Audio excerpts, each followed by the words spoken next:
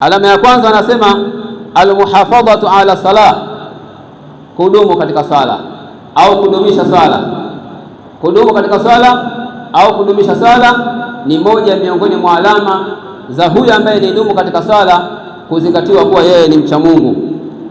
Alama ya pili, birrul walidain, kuwatendea wema wazazi wawili.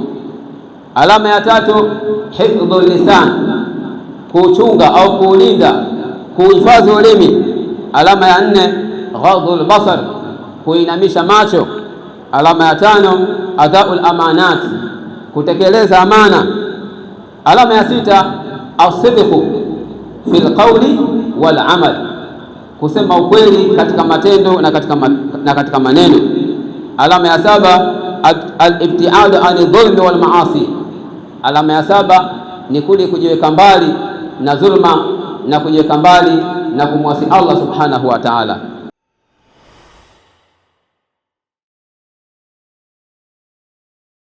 Bismillahir rahmanir rahim. Alhamdulillah nahmaduhu wa nasta'inuhu wa nastaghfiruh wa na'udhu billahi min shururi anfusina wa min sayyiati a'malina. Man yahdihillahu fala mudilla lahu wa man yudlil fala hadiya lahu. Wa ashhadu an la ilaha illa Allah wahdahu la sharika lahu wa ashhadu anna Muhammadan abduhu wa rasuluhu. Qala Allah ta'ala: ya ayyuhalladhina amanu taqullaha haqqa tuqatih wa la tamutunna illa wa antum muslimun. يا أيها الناس اتقوا ربكم الذي خلقكم من نفس واحدة وخلق منها زوجها وبث منهما رجالا كثيرا ونساء واتقوا الله الذي تساءلون به والأرحام إن الله كان عليكم رقيبا. يا أيها الذين آمنوا اتقوا الله وقولوا قولا سديدا يصلح لكم أعمالكم ويغفر لكم ذنوبكم ومن يطع الله ورسوله فقد فاز فوزا عظيما. أما بعد، فيا عباد الله، أوصيكم وإياي أولا بتقوى الله عز وجل.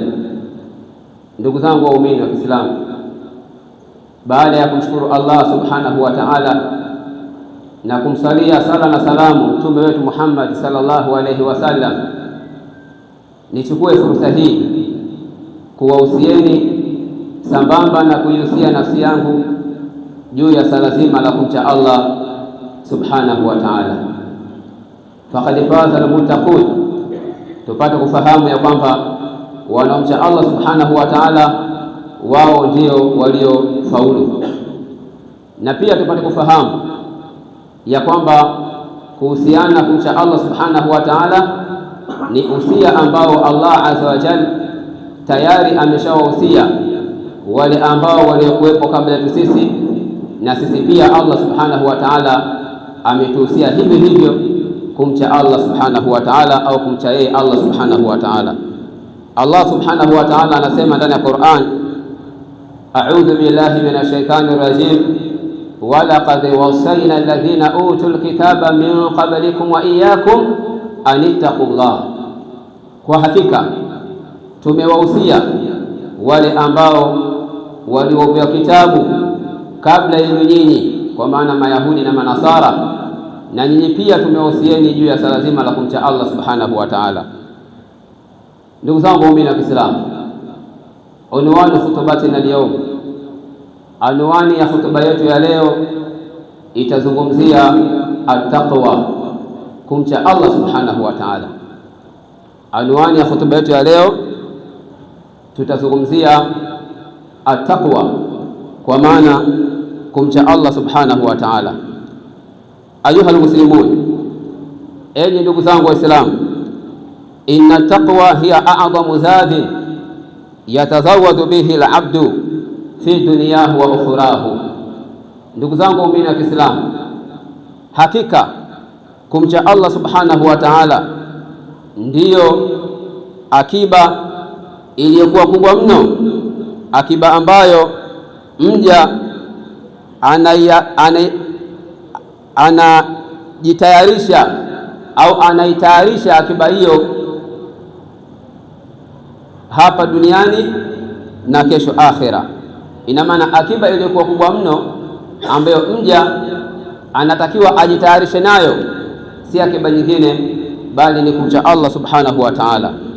Wa hiya sababu saada wal falahi wan najat. Na pia tupate kufahamu hakika kumcha Allah subhanahu wa ta'ala ndiyo sababu ya kupata furaha na pia ndiyo sababu ya kupata kufaulu na kuokoka na adhabu ya Allah subhanahu wa ta'ala. Nini maana ya kumcha Allah? Wanawachuoni ikiwemo moja katika hawa wanachuoni akiifasiri maana ya kumcha Allah subhanahu wa ta'ala, japo maana ziko nyingi juu ya kumcha Allah subhanahu wa ta'ala. Kuna ambao waliosema huwa an la yafqidaka Allahu haithu amaraka, yani Allah asikukose mahala ambapo alipokuamrisha. Ina maana mahala ambapo Allah subhanahu wa ta'ala amekuamrisha uwepo mahala hapo, basi usije ukakosa kuwepo mahala hapo. Wa an la yajidaka haithu nahaka, na pia Allah subhanahu wa ta'ala asije akakukuta mahala ambapo yeye Allah ameukataza mahala hapo. Hii ni miongoni mwa maana za kumcha Allah subhanahu wa ta'ala.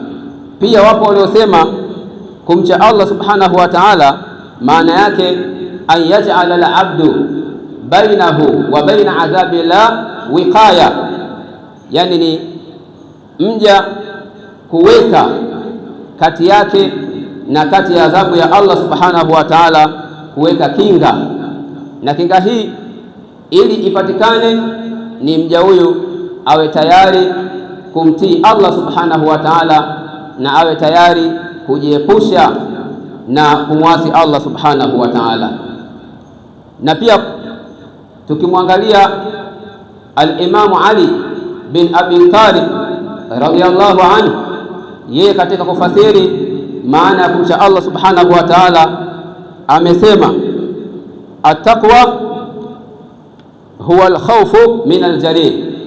Kasema at-taqwa hiya al-khawfu min al-jalil wal amalu bitanzil wal ridha bil qalil wal istidad li yawm ar-rahil. Al-Imam Ali bin Abi Talib radhiyallahu anhu yeye anafasiri maana ya taqwa, anafasiri maana ya kumcha Allah subhanahu wa ta'ala, anasema at-taqwa hiya al-khawfu min al-jalil.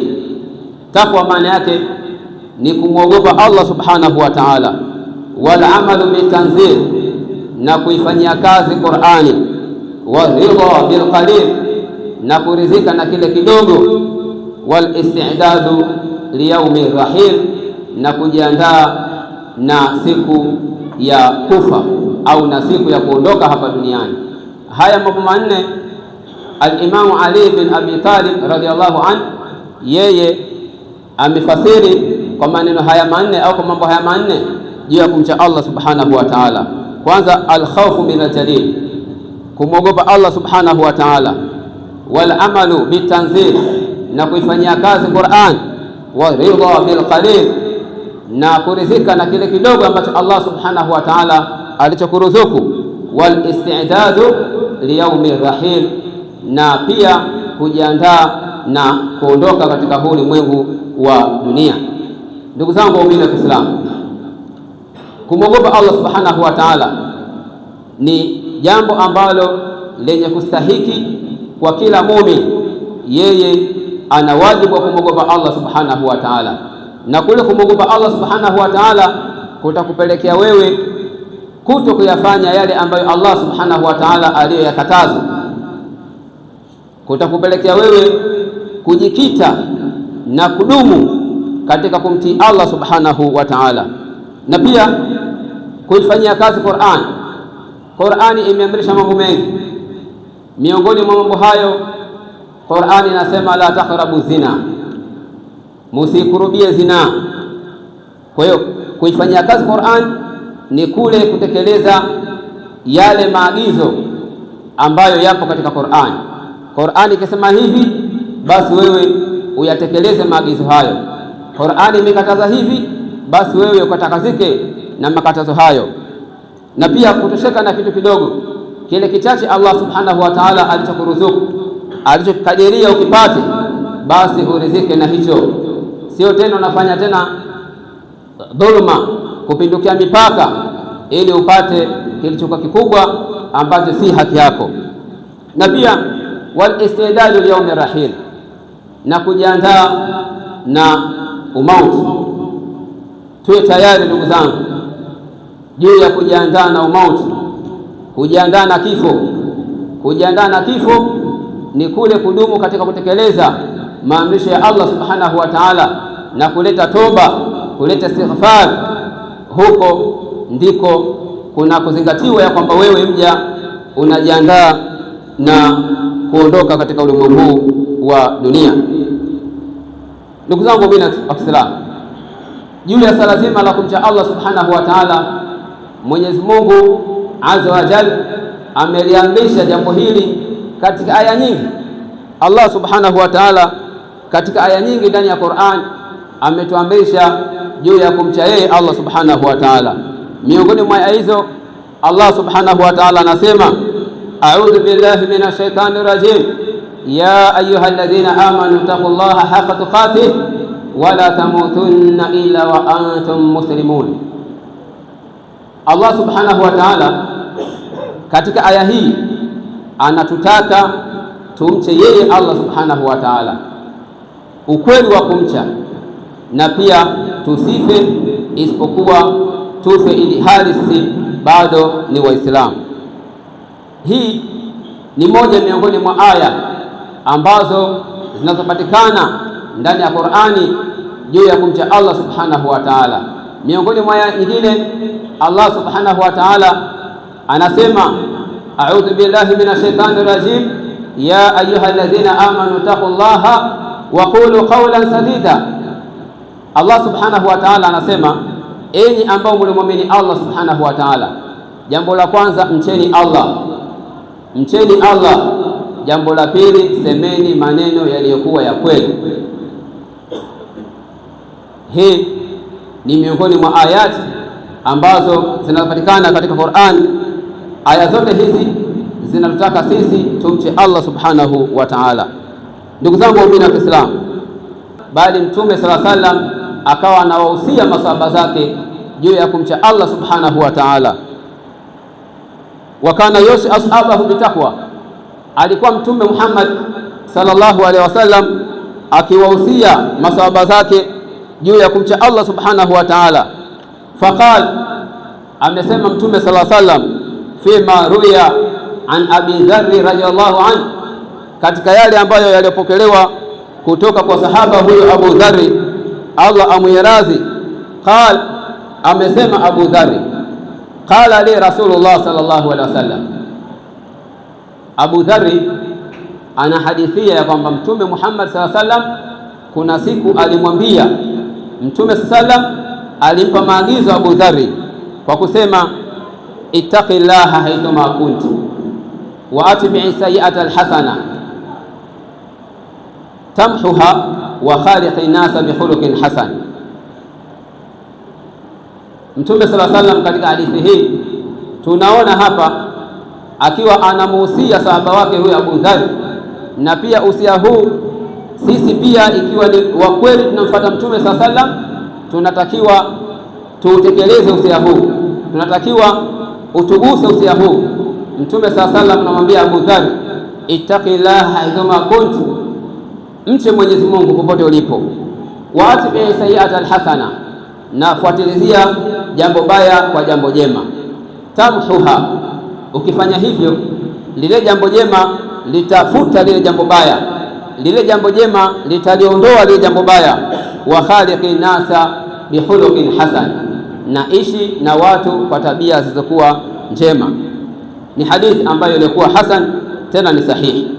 Ndugu zangu waumini wa Kiislamu, tunaona hapa Mtume wetu Muhammad sallallahu alaihi wasallam japo ya kwamba yeye alikuwa ni mcha Mungu zaidi ya watu, lakini bado hajatosheka, akabaki na uchamungu wake, bali akawa anawahusia masahaba zake juu ya kumcha Allah subhanahu wa ta'ala. Wa min alamati taqwa. Na sasa tuangalie alama za taqwa, alama za kuwa mtu huyo ni mcha Mungu. Miongoni mwa alama hizo wanawachuoni wametuwekea alama takribani alama 7. Alama ya kwanza anasema almuhafadhatu ala salah, kudumu katika sala au kudumisha sala. Kudumu katika sala au kudumisha sala ni moja miongoni mwa alama za huyu ambaye ni dumu katika sala, kuzingatiwa kuwa yeye ni mcha Mungu. Alama ya pili, birrul walidain, kuwatendea wema wazazi wawili. Alama ya tatu, hifdhul lisan, kuchunga au kuulinda, kuhifadhi ulimi. Alama ya nne, ghadhul basar, kuinamisha macho. Alama ya tano, adaul amanat, kutekeleza amana. Alama ya sita, asidqu fil qawli wal amal, kusema ukweli katika matendo na katika maneno. Alama ya saba, al-ibtiad ani dhulmi wal maasi. Alama ya saba ni kule kujiweka mbali na dhulma na kujiweka mbali na kumwasi Allah subhanahu wa ta'ala. Hizi ni miongoni mwa alama ambazo wanawachuoni wametuwekea, na sisi Waislamu au sisi waumini tunatakiwa tujitazame na kujikagua katika nafsi zetu. Je, alama hizi zinapatikana katika nafsi zetu? Kudumu katika sala au kudumisha sala. Je, sisi tunadumu katika sala au tunaziswali baadhi ya sala na zinginezo tunaziacha kama zilivyo? Ukifanya hivyo, au kama ukiwa wewe una alama hiyo ya kwamba wewe huko katika kudumu katika sala, basi jifahamu ya kwamba wewe huingii katika hili grupu la kwa wewe ni mcha Mungu. Alama ya pili ni kuwatendea wema wazazi wawili. Jikague wewe ndugu yangu Muislamu. Je, wewe unawatendea wema wazazi wako wawili? Na kama si hivyo, basi jijue kwamba wewe haupo katika waja wanaomcha Allah subhanahu wa ta'ala. Alama ya tatu ni kuulinda na kuchunga ulimi. Je, wewe ndugu yangu unauhifadhi na kuchunga ulimi wako katika kuyazungumza yale ambayo yanayomridhisha Allah subhanahu wa ta'ala, na kujiweka mbali na kujiepusha na yale ambayo yanayomkera na kumuudhi Allah subhanahu wa ta'ala? Kama ikiwa wewe unauchunga na kuulinda ulimi wako, basi jijue kwamba wewe unaingia katika grupu hili la wacha Mungu. Lakini kama ikiwa wewe uko opposite, uko kinyume na hivyo, basi wewe haupo katika waja wa Allah ambao wanaomcha Allah subhanahu wa ta'ala. Alama nyingine ya nne, ghadhul basar, kuinamisha macho. Pale unapoona mambo ya munkarati, mambo ambayo yanayochukiza mbele yako, basi ni jukumu lako wewe macho yako kuinamisha chini, sio tena macho yako kuyaangalia yale ambayo Allah subhanahu wa ta'ala anayakataza, wewe ukawaona ya kudolea macho, wewe ukawa unayafuatilizia yale maovu. Hapo unakuwa wewe haupo katika waja wa Allah wanaomcha Allah subhanahu wa ta'ala. Alama ya tano ni adaul amanati, kutekeleza amana. Umeaminiwa ndugu yangu, mmoja katika ndugu zako waumini amekuamini, amekuwekea amana yake, amekuwekea mali yake au chochote amekukabidhi, ukihifadhi na ukilinde, hatimaye ukirejeshe kama kilivyo. Endapo kama utakuwa wewe unasifika na sifa kama hizi ya kwamba unazilinda hizi amana na kuzitekeleza kwa watu wake kama zilivyo, basi wewe unaingia katika grupu la wacha Mungu. La, kama ikiwa uko tofauti na hivyo, basi wewe unakuwa si katika wale wanaomcha Allah subhanahu wa ta'ala. Na alama ya sita, asidqu, kusema ukweli, fil qawli wal amal, katika matendo na katika maneno. Mazungumzo ambayo unayozungumza wewe ndugu yangu, je, ni mazungumzo ya kweli? Matendo unayotenda wewe ndugu yangu, je, ni matendo ya kweli? Kama ikiwa unaishi hivyo, basi endelea kuishi hivyo na dumu katika kuishi hivyo. Jijue kwamba wewe ni mcha Mungu, na ukiwa tofauti na hivyo, basi wewe unakuwa haupo katika wale wanaomcha Allah subhanahu wa ta'ala. Alama ya saba, al-ibtiad ani dhulmi wal maasi, kujitenga au kujiepusha na kuwadhulumu watu, kuwadhulumu haki za watu, na pia kumwasi Allah subhanahu wa ta'ala. Kwa hiyo jikague ndugu yangu Muislamu, upo katika nafasi hii. Je, wewe unajiepusha na kujitenga na haki za watu na kuwadhulumu watu? Je, unajiepusha na kumwasi Allah subhanahu wa ta'ala, au wewe ni katika wale ambao wanamwasi Allah subhanahu wa ta'ala? Kwa hiyo jiangalie mwenyewe, ikiwa uko katika kujiepusha na kuwadhulumu haki za watu na kuwadhulumu watu haki zao, na unajiepusha na kumwasi Allah subhanahu wa ta'ala, basi endelea na hali kama hiyo, na mshukuru Allah subhanahu wa ta'ala, na jijue kwamba wewe ni mmoja miongoni mwa wale waja ambao wanamcha Allah subhanahu wa ta'ala. Aqulu ma tasma'un wa astaghfirullah li wa lakum fastaghfiruhu innahu huwal ghafurur rahim wa huwal barrul karim. Alhamdulillah hamdan kathiran tayyiban mubarakan fi kama yuhibbu rabbuna wa yarda, wa ashhadu an la ilaha illa Allah wahdahu la sharika lah, wa ashhadu anna Muhammadan abduhu wa rasuluhu sallallahu alayhi wa sallam. Amma ba'd, ibadallah, usikum wa iyaya bitaqwa Allahi azza wa jalla.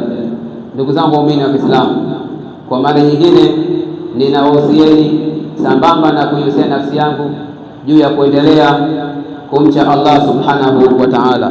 Ndugu zangu waumini wa Kiislamu, anwani ya hotuba yetu ya leo, tunakumbushana juu ya sala zima la kumcha Allah subhanahu wa ta'ala. Kama tulivyoona ndani ya hotuba ya kwanza, vile ambavyo wanawachuoni walivyo idadavua na kuifafanua maana nzima ya kumcha Allah subhanahu wa ta'ala.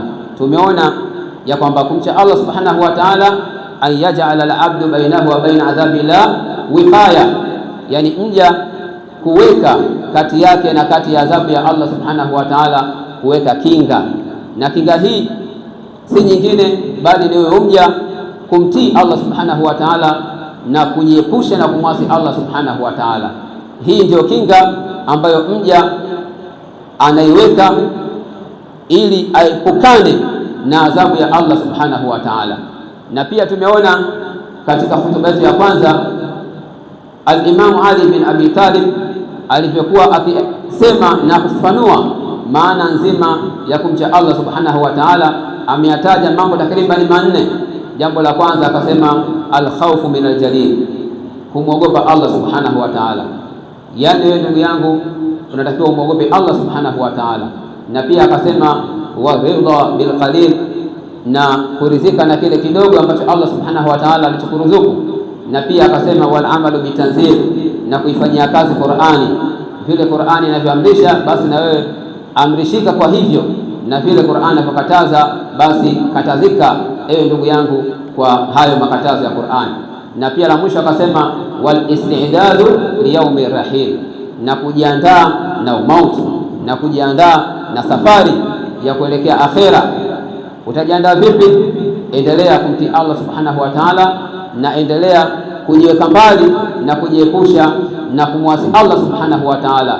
Hapo ndipo utakuwa wewe unazingatiwa ya kwamba kweli umejiandaa au unajiandaa na safari ya akhera.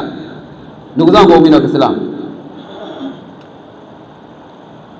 fattaqullaha ibadallah, tuendelee kumcha Allah ndugu zangu waumini wa Kiislamu. Waraqibuhu fi sirri wal anan, na pia tuwe na sifa ya muraqaba. Muraqaba ni kule kufanya mja matendo ili hali yeye mwenyewe anafahamu ya kwamba Allah subhanahu wa ta'ala ananiona.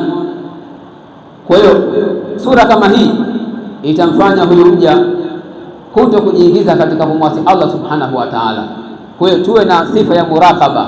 Ina maana katika matendo yetu ambayo tunayafanya, yawe ya siri au yawe ya waziwazi, basi tumweke Allah subhanahu wa ta'ala mbele. Wa anal akhirata hiya darul qarar, na pia akhera ndio makazi ya kudumu. Dunia hii ni yenye kupita na akhera ndio makazi ya kudumu. Ibadallah, inna taqwa laysat kalimatu tuqal. Ndugu zangu waumini wa Kiislamu, kumcha Allah subhanahu wa ta'ala si maneno tu ambayo yanayozungumzwa, si maneno tu ambayo yanayosemwa, bali hiya amalun wa istiqama, bali kumcha Allah subhanahu wa ta'ala ni matendo na pia ni msimamo wa ta'atu lillahi azza wa jalla, na pia kumcha Allah ni kudumu katika kumtii Allah subhanahu wa ta'ala. Wa kana salafu salih, waja wema ambao waliotangulia, kanu yakhafuna ala anfusihim, walikuwa wakizihofia nafsi zao, mina taksiri, kutokana na kufanya upungufu, raghma kathrati a'malihim, licha ya kuwa mengi matendo yao yalikuwa mema. Tazama hawa waliotangulia, wao walikuwa wakizihofia nafsi zao juu ya kufanya upungufu katika kutekeleza yaliyokuwa mema ambayo Allah subhanahu wa ta'ala aliamrisha, pamoja na kwamba matendo yao mema yamekuwa mengi, lakini bado walikuwa wakizihofia nafsi zao kutokana na kufanya upungufu katika kutenda matendo yaliyokuwa mema. Fajtahidu rahimakumullah, basi jitahidini, Allah warehemu ndugu zangu, fi taqwallahi, juu ya sala zima la kuendelea kumcha Allah subhanahu wa ta'ala. Wa rabbu abnaakum alaiha, na pia waleeni watoto wenu juu ya kumcha Allah subhanahu wa ta'ala. Waleeni watoto wenu juu ya kumfahamu Allah subhanahu wa ta'ala, juu ya kumwogopa Allah subhanahu wa ta'ala. Wadhakiru biha ahliyakum, na pia wakumbusheni juu ya kumcha Allah subhanahu wa ta'ala familia zenu. Fa inaha sababu najati, kumcha Allah subhanahu wa ta'ala ndio sababu ya kuokoka yaum al-qiyama, siku ya kiyama. Nimwombe Allah subhanahu wa ta'ala kwa haya machache ambayo tulikumbushana, basi Mwenyezi Mungu subhanahu wa ta'ala atuwafikishe katika kuyatekeleza na kuyafanyia kazi. Inna Allaha wa malaikatahu yusalluna ala nabi ya ayyuhalladhina amanu sallu alayhi wa sallimu taslima. Allahumma salli ala Muhammad wa ala ali Muhammad kama sallaita ala Ibrahim wa ala ali Ibrahim, wa barik ala Muhammad wa ala ali Muhammad kama barakta ala Ibrahim wa ala ali Ibrahim fil alamin innaka Hamidum Majid. Warḍa Allahumma 'anil khulafa'ir rashidin minhum Abu Bakar wa Umar wa Uthman wa Ali wa baqiyat sahabati Rasulillah sallallahu alaihi wasallam. Allahumma ighfir lil mu'minina wal mu'minat wal muslimina wal muslimat al ahya'i minhum wal amwat. Allahumma a'izz al islam wal muslimin, Allahumma a'izz al islam wal muslimin, Allahumma a'izz al islam wal muslimin, Allahumma unsur ibadakal muwahhidin, Allahumma unsur ibadakal muwahhidin, Allahumma unsur ibadakal muwahhidin. Allahumma atina fid dunya hasana wa fil akhirati hasana wa qina adhaban nar. Allahumma ighfir lana wa liwalidina warhamhum kama rabbawna shighara. Ibadallah,